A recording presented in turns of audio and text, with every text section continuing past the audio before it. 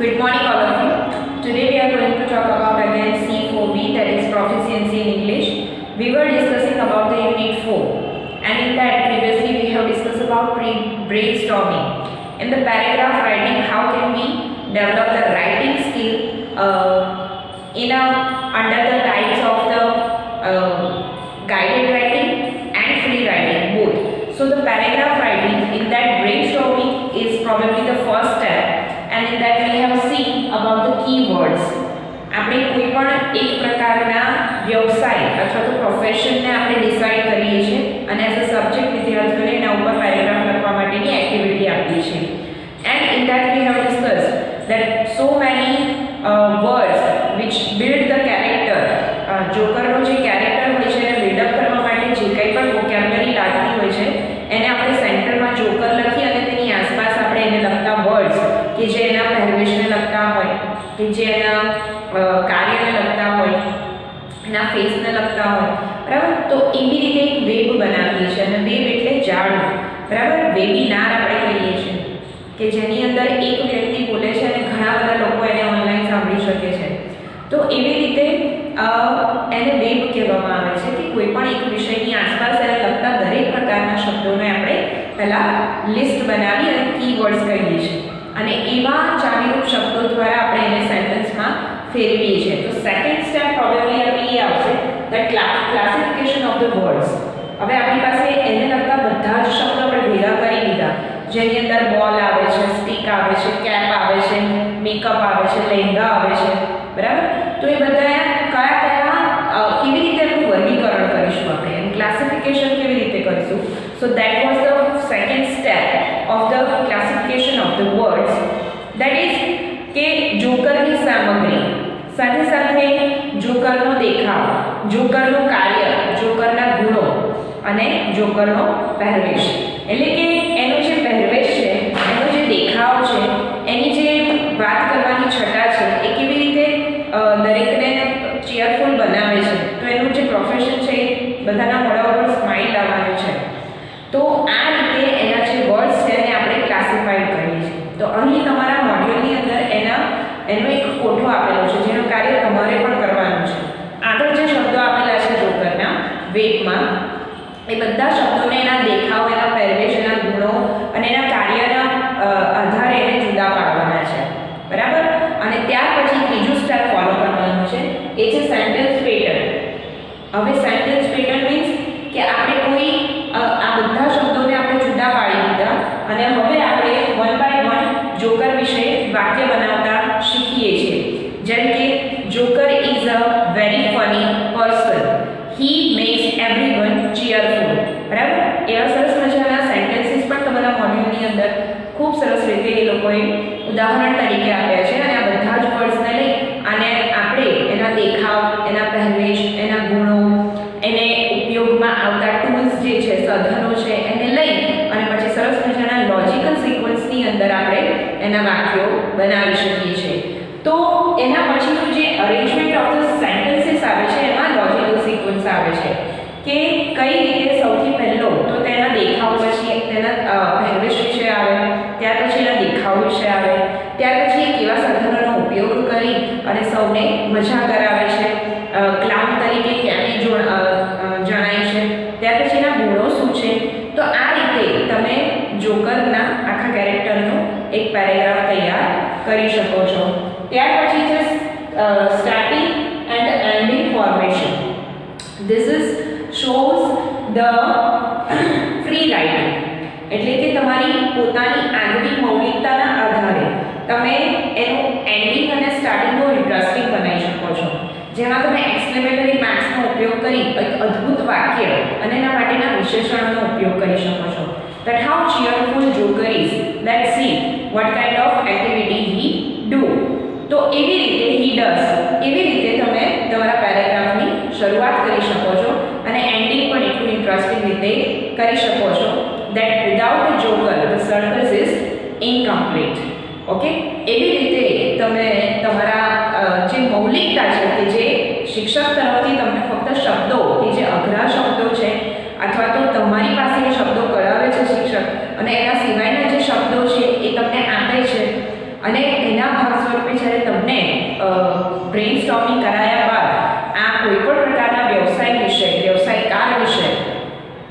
લખવાનું સોંપે છે તો એમાં તમે તમારી પોતાની સેન્ટેન્સ પેટર્ન અને મૌલિકતાને અંદર એડ કરી શકો છો અને એ રીતે તમે તમારા પેરેગ્રાફને વધુ ડિફરન્ટ બનાવી શકો છો અને ઇન્ટરેસ્ટિંગ વાંચવા માટે બનાવી શકો છો. અને આ રીતે પ્રેક્ટિસ જ્યારે આપણે બાળકોને કરાવતા જઈએ છીએ તો ક્રમશઃ અપર પ્રાઇમરી લેવલ સુધી જે કમ્પ્લીટ કરીને સેકન્ડરીમાં જાય છે ત્યારે એની પાસે એટલી સ્કિલ હોય છે કે તે કોઈ પણ વ્યવસાય કાર્ય વિશે ગમે તેટલા જે મહત્ત્વની બાબતો છે એને લઈ અને પેરેગ્રાફ રાઇટિંગ તો કરી જ શકે અને ધીમે ધીમે એસે રાઇટિંગ તરફ વળે છે. હવે આગળ આપણે જે જોવાનું છે તો points to be kept in mind while paragraph writing એટલે કે ફકરા લેખન વખતે ધ્યાનમાં રાખવાની બાબતો, જેમાં પહેલો પોઈન્ટ છે કે ફકરાના વિષયને ધ્યાનથી જુઓ અને નક્કી કરો કે તમે શેના ઉપર સરળતાથી લખી શકશો. એટલે આપણે વિષયને ધ્યાનથી જોવાનું છે અને તેના વિશે નક્કી કરવાનું છે કે આ આપણા અવલોકન અને અનુભવોની અંદર છે કે કેમ, જેના ઉપર હું સરળતાથી 5 થી 7 વાક્યો લખી શકીશ ને જેના શબ્દ ભંડોળને એટલે કે ચોઇસ ઓફ વર્ડ્સમાં આપણને કોઈપણ પ્રકારની પ્રોબ્લેમ આવશે નહીં. બીજો છે વિષય એવો પસંદ કરો કે વધારે માહિતી આપી શકાય અને તે રોજિંદા જીવન સાથે સંકળાયેલ હોય. હંમેશા આપણે વાત કરી છે કે બાળકો જ્યારે પ્રથમ તબક્કે એટલે કે પ્રાથમિક તબક્કે જ્યારે શીખવાની જે શરૂઆત કરે છે, લખવાની શરૂઆત કરે છે, ત્યારે તેમના વિશે જે કંઈ પણ વિષયની પસંદગી કરીએ છીએ તે ચોક્કસ હોવી જરૂરી છે. ખાસ કરીને પોતાના આસપાસના રોજિંદા જીવનમાંથી અને તે રોજે રોજ પોતાના જીવનની અંદર તે કોઈ વિષય હોય, જેમ કે સ્થાન હોય, વ્યક્તિ હોય, કોઈ એવી ઘટના હોય કે કોઈ પ્રકારનું એવી જગ્યા હોય જેને તે રોજ નિહાળતો હોય, તેના અવલોકનમાં હોય, તેની આસપાસની જે વાતાવરણ હોય તેનાથી તે પરિચિત હોય, તેની પ્રવૃત્તિ તેના પીરિયડ ઓફ ટાઈમ્સથી એ પરિચિત હોય, તો એવા વિષયોની પસંદગી કરવી જરૂરી છે. વિષય નક્કી થયા પછી થોડું વિચારો અને મુદ્દાઓને નક્કી કરી ગોઠવવાનો પ્રયત્ન કરવો રહ્યો. એટલે જ્યારે પણ વિષય નક્કી થઈ જાય છે તો ત્યાર પછી આપણે તેના વિશે થોડું ગહન ચિંતન કરવાનું છે, મનન કરવાનું છે. એટલે વિચારવાનું છે કે આપણે કયા કયા મુદ્દાઓ ધ્યાનમાં રાખી અને લખવું છે. જેમ કે આગળ આપણે જોકરની વાત કરી તો એના પહેરવેશ વિશે લખવું છે, એના ગુણો વિશે લખવું છે, એ કયા કયા સાધન સામગ્રી એટલે કે ટૂલ્સનો ઉપયોગ કરી અને પોતાના વ્યવસાયને એ વધારે ઇફેક્ટિવ બનાવે છે, તેનો દેખાવ કેવો હોય છે. એવી રીતે કોઈ પણ વિષય નક્કી કરીએ તો એની અંદર આપણે નક્કી કરવાનું છે કે કઈ કઈ બાબતોને આપણે અંદર પેરેગ્રાફ રાઇટિંગની અંદર લખવું છે, પેરેગ્રાફમાં એને ઇન્ક્લુડ કરવું છે. તો એવી બાબતો, એવા મુદ્દા નક્કી કર્યા બાદ જ તમે વોકેબ્લરી અને સેન્ટેન્સ સ્ટ્રક્ચર ઉપર ડિસિઝન લઈ શકો છો. તો આ જે કંઈ પણ મુદ્દા છે એને આપણે બાળકોને સમજાવવાના છે કે આ રીતે તમારે પેરેગ્રાફ લખવા માટેની શરૂઆત અને પ્રેક્ટિસ કરાયા બાદ આ રીતે તમે એના ઉપર વિચારી શકો છો અને પેરેગ્રાફ જાતે લખી શકો છો. ત્યાર પછી ચોથો મુદ્દો છે કે દરેક મુદ્દાઓને સાંકળી લઈ ટૂંકા અને સરળ વાક્યો લખવાનો પ્રયત્ન કરો. જો મુલાકાત વિશેનો ફકરો હોય તો તે સામાન્ય રીતે ભૂતકાળમાં જ લખાય છે. ટૂંકમાં જે કોઈ પણ ઘટના આપણે પરિપૂર્ણ કરી દીધેલી છે અને જે આજે વર્તમાનમાં આપણે નથી લખતા અથવા તો રોજિંદા સમયની અંદર એકનું એક રૂટીન નથી, આપણું રોજ કરવાની ક્રિયા એમાં નથી, તો એ હંમેશા શેમાં લખાય છે? સાદા ભૂતકાળમાં. એ આપણે હંમેશા ધ્યાન રાખવું જોઈએ. જો વ્યક્તિ કે પર્સન, જેને પર્સન કહેવામાં આવે છે અંગ્રેજીમાં, તેના વિશેનો ફકરો લખવો હોય તો તે સામાન્ય રીતે વર્તમાન કાળમાં લખાય છે, કારણ કે એ વ્યક્તિ હંમેશા હયાત રહેવાનો છે, આપણી સાથે રહેવાનો છે, વર્તમાનમાં તે જીવંત છે અને તેના વિશે આપણે ડિસ્ક્રાઇબ કરીએ છીએ માટે. પછીનો મુદ્દો છે જેમાં કહે છે કે રાષ્ટ્રીય નેતા, નેશનલ લીડર વિશેનો ફકરો જો હોય તો સામાન્ય રીતે તે ભૂતકાળમાં લખાય છે.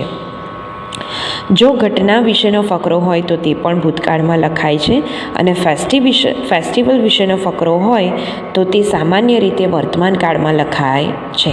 કે જે વસ્તુ સનાતન છે, જે એવરી યર એવરી ડે થવાની છે, એ વસ્તુને આપણે વર્તમાન કાળમાં લખીએ છીએ. જે વ્યક્તિને આપણે રોજ જોઈ રહેવાના છે તેના વિશેની કોઈ ઘટના હોય, તેને સંબંધિત કોઈ ઘટના હોય, ઇવેન્ટ હોય, તો આપણે એને ભૂતકાળમાં લખવાનું છે.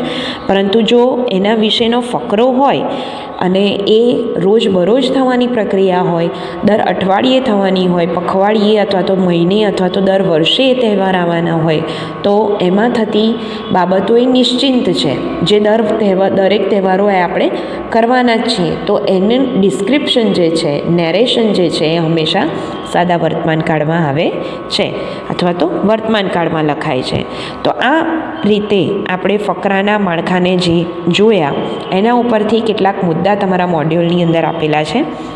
જેમ કે વિઝિટ છે, ફેસ્ટિવલ છે, કોઈ વ્યક્તિ વિશે લખવું છે, તો કઈ કઈ બાબતોને તમે ધ્યાનમાં રાખી શકો, મુદ્દાઓ ધ્યાનમાં રાખી શકો. તો એક ગાઈડલાઈન અનુસાર એક માર્ગદર્શન તમને આપવામાં આવ્યું છે, એક ડિરેક્શન આપવામાં આવ્યું છે કે એ ડિરેક્શનમાં તમે પોતાની જાતને પ્રશ્ન પૂછો તો તમને એનો પૂરતો ખ્યાલ આવે છે કે કઈ રીતે આપણે પેરેગ્રાફ લખવો જોઈએ. તો એમાં સૌથી પહેલું છે વિઝિટ, એટલે કે તમારી કોઈ પણ પ્લેસની કે વ્યક્તિની વિઝિટ હોય તો એના વિશે તમે કઈ રીતે લખો. તો સૌથી પહેલું તમારે એની અંદર એ ધ્યાન રાખવાનું છે, તે છે નેમ ઓફ ધ પ્લેસ, એટલે કે સ્થળનું નામ, કયા સ્થળની તમે મુલાકાત લીધી છે, એ સ્થળ શા માટે જાણીતું છે, why is it known, where is it situated, ક્યાં આવેલું છે, how did you go there, તમે કયા ટ્રાન્સપોર્ટેશનના મારફતે તમે ત્યાં ગયા હતા, bike, car, by road, by plane, by train, by bus. એવી રીતે તમારે એ બાબતમાં લખવાનું છે. તમે કેવી રીતે ગયા હતા, તમે કોની સાથે ગયા હતા, with whom did you go there, when did you reach there, how did you enter, what did you see there, what did you learn, do you like it and why. તો આ પ્રશ્ન પણ એટલો જ મહત્ત્વના છે. આ બધા પ્રશ્નોના જવાબ જ્યારે તમે આપો છો ત્યારે તમારી જે વિઝિટ છે, જો એ કોઈ સ્થળ છે જેની તમે મુલાકાત લીધી છે, એને તમે ક્રમશઃ ખૂબ જ સરસ રીતે 10થી 15 લીટીનો પેરેગ્રાફ લખી શકો છો. બરાબર. અને આના આધારે તમે તમારા વિઝિટ વિશેનો એક અહેવાલ પણ લખી શકો છો. જો વધુ લાંબુ તમે લખવા માંગતા હોય, ડિટેલમાં જો તમે દરેક વસ્તુ લખો છો તો તમારો એ અહેવાલ અથવા તો રિપોર્ટ લેખન પણ બની જાય છે. બરાબર. એ પણ આપણે આગળ જોવાનું છે. પણ હવે જોઈએ કે વિઝિટ પછી શું આવે છે, તો તે છે વ્યક્તિ વિશેનું લખાણ. એટલે આવા પ્રશ્નોના જવાબ જ્યારે તમે આપશો ત્યારે તમારા માટેનું એક પેરેગ્રાફ રાઇટિંગ રેડી થઈ જશે. ખાસ તમારે એ ધ્યાન રાખવાનું છે કે તમારી સમજ માટે ગુજરાતી આપેલું છે, પણ આ વિઝિટ, પર્સન, ફેસ્ટિવલ વિશે તમારે શેમાં લખવાનું છે, અંગ્રેજીમાં લખવાનું છે, ઇંગ્લિશમાં લખવાનું છે. ઓકે. તો નેક્સ્ટ આપણે જોઈએ છીએ તે છે પર્સન વિશે. હુ ઇઝ ધ પર્સન, વ્યક્તિ કોણ છે કે જેની તમે મુલાકાત લેવા માટે ગયા છો, કે જેને તમે મળ્યા છો. His duty, dress, field of work, ફરજ કે પહેરવેશ અને કાર્યક્ષેત્ર એમનું કેવું હશે. When does he get up, એ ક્યારે ઉઠે છે, એનું રૂટીન શું છે. બરાબર. વેન ડઝ હી ગેટ અપની અંદર આપણે બીજા 2-3 પ્રશ્નો પણ ઉમેરી શકીએ છીએ કે એ ઉઠે છે ત્યાર પછી યોગા કરે છે, એક્સરસાઇઝ કરે છે, અથવા તો એનું રૂટીનની અંદર જે કંઈ પણ હોય કે સવારે વોક કરવા માટે જાય છે, કે જીમ જાય છે, કે પછી મંદિર જાય છે, એ એમનું યોગ્ય તમે 2-3 પ્રશ્નો અંદર ઉમેરી શકો. 2-3 વાક્યો તમારી રીતે એના રૂટીન માટેના ઉમેરી શકો. Van does he go to office or work, એનું કાર્ય શું છે અને એ કાર્ય એ શું કામ કરે છે. When does he start his duty, એનું કામ એ ક્યારે શરૂ કર્યું અથવા તો કરે છે, અથવા તો એ ક્યાં ઓફિસ જાય છે અને ક્યારે જાય છે. How does he go to office, office પર કામ કરવા માટે જાય છે ત્યારે કેવી રીતે જાય છે, તેના કામ ઉપર તે કેવી રીતે જાય છે. What is the system of his work, કામ કરવાની એની રીત કેવી છે, એ શું કામ કરે છે, એ ભણાવે છે, એ કોર્પોરેટ ઓફિસમાં છે, એ પોલીસ છે, એ કોણ છે, બરાબર? એ ડૉક્ટર છે તો એની ડ્યુટી શું હોય છે, એની કામ કરવાની પદ્ધતિ શું હોય છે, બરાબર? એવા દરેક પ્રશ્નને થોડું ડિટેલમાં લખવાનું છે કે એની સિસ્ટમ શું છે કામ કરવાની. Van does he take the lunch, dinner or breakfast, એટલે એના કામ પરના અવર્સ કેટલા છે, એની અંદર એને લંચ બ્રેક કેટલા વાગે મળે છે. When does he get free to do something more, બરાબર? When does he return to home, એનું કાર્ય કેટલા વાગે પૂરું થાય છે, એટલે એનો ઓફિસ ટાઈમ છે કે સ્કૂલ ટાઈમ છે કે અથવા એનો ડ્યુટી ટાઈમ છે, એ ક્યારે પરિપૂર્ણ થાય છે અને કેટલા વાગે પાછો ઘરે આવે છે. અને ઘરે આવતી વખતે એનું રૂટીન શું હોય છે કે ભાઈ એ માર્કેટ જઈને આવે છે, કંઈ કામ કરીને આવે છે, કોઈની બીજાની મુલાકાત લે છે કે પછી 2 શિફ્ટમાં કામ કરે છે, બરાબર? એવી રીતે. ત્યાર પછી એની હાર્ડશિપ ઓફ લાઈફ, જીવનની મુશ્કેલીઓ. And this is the another detail and important detail that add the personalities and make the person more personal detail છે આ એક જાતની, કે માણસની પર્સનલ ડિટેલના કારણે એ વ્યક્તિની જીવનની કાર્યશૈલી તો ઠીક છે કે આપણે એને જાણીએ છીએ, પણ એના જીવન વિશે ગહનતાથી જાણીએ છીએ, ઊંડાણપૂર્વક જાણીએ છીએ. And this kind of information make you able to precise that person's personality, and you are able to write down about him that how kind of person he is. Is he strong? Is he mentally stable? Is he very powerful? Is he very hardworking?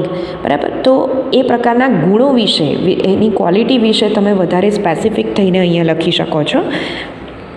So good social servant, શું એ સાચો સમાજ સેવક છે અને એવી કોઈ social activity સાથે જોડાયેલો છે.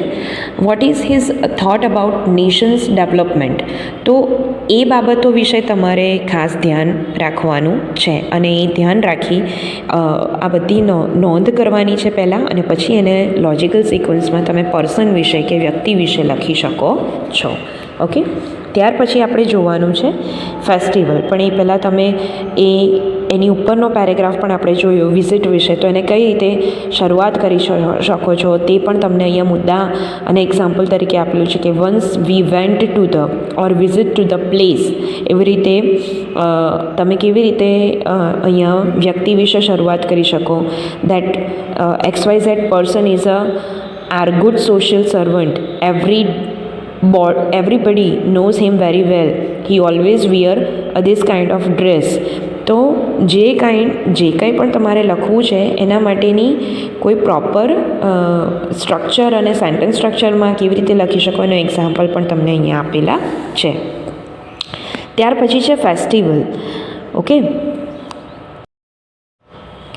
તો એમાં સૌથી પહેલાં તમે કયા તહેવારને નક્કી કરો છો, જેમ કે હોળી છે, દિવાળી છે, બરાબર, કે પછી ક્રિસમસ છે, કે પછી કોઈ ઈદ છે, બરાબર. તમારે જે પણ તહેવારની ઉજવણી માટેનો જે પેરેગ્રાફ લખવો છે એના માટે પહેલાં તહેવાર નક્કી કરો કે તહેવાર કયા તહેવાર વિશે લખશો, અને ત્યાર પછી એનું નામ, બરાબર. So what is the name of the festival, when does it come, એ ક્યારે આવે છે. Okay, why is it your favourite, તમારો એ ફેવરેટ કેમ છે. What is the festival known for, એ ફેસ્ટિવલ શા માટે જાણીતો છે અને શા માટે તે ઉજવવામાં આવે છે. ત્યાર પછી હાઉ ડુ દે સેલિબ્રેટ, શા માટે તો બરાબર છે, એની પાછળનું રીઝન કે એની પાછળની કોઈ ઐતિહાસિક કથા આપણને દર્શાવે છે અથવા તો એનું મહત્ત્વ બતાવે છે, પણ આપણે એને ઉજવીએ છીએ કેવી રીતે, તો એ વિધિ અથવા તો એમાં કરતાં આપણે કાર્ય અથવા પ્રવૃત્તિની વાત આપણે અહીં કરી શકીએ છીએ. It is religious, social and national importance, એનું જે ઇટ્સ રિલિજિયસ, એનું જે આધ્યાત્મિક છે, સામાજિક છે, રાષ્ટ્રીય એનું જે મહત્ત્વ છે અને મૂલ્ય છે એ તમારે અહીંયા દર્શાવવાનું છે કે કેટલું મહત્ત્વનું છે આપણી સંસ્કૃતિ માટે, આપણા માટે. એનું ખરેખર રાષ્ટ્રીય મૂલ્ય શું છે અથવા એનું આધ્યાત્મિક મૂલ્ય શું છે, એનું સામાજિક મૂલ્ય શું છે, બરાબર. Give Joy to the people, લોકોને તે આનંદ આપે છે. શા માટે આનંદ આપે છે? એમાં એવી તમે કેવી પ્રવૃત્તિઓ કરો છો? જેમ કે દિવાળીની અંદર આપણે we fire the crackers and that's very colourful and it makes the sky very more colourful.